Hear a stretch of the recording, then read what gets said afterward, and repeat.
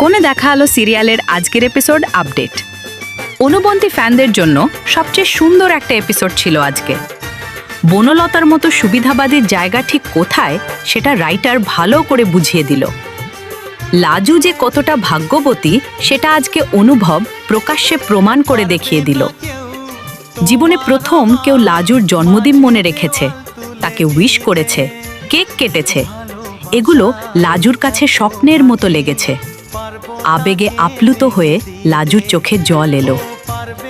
অনেক ধন্যবাদ প্রিয় অনুভব। কোণে দেখা আলো আগামী পর্ব।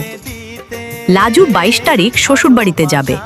ওখানে যাওয়ার আগেই বনলতা সুদেবের কনভারি করে দিবে। লাজুর জন্মদিন অনুভব সেলিব্রেট করেছে এসব জানিয়ে দিবে সুদেবকে। তাই সুদেব লাজুর উপর অত্যাচার শুরু করবে। তবে লাজু কি এভাবেই সুদেবের এসব আচরণ পুনরায় সহ্য করবে? সুদেব তো পায়ে ধরে বলেছিল সে সব সময় ভালো আচরণ করবে।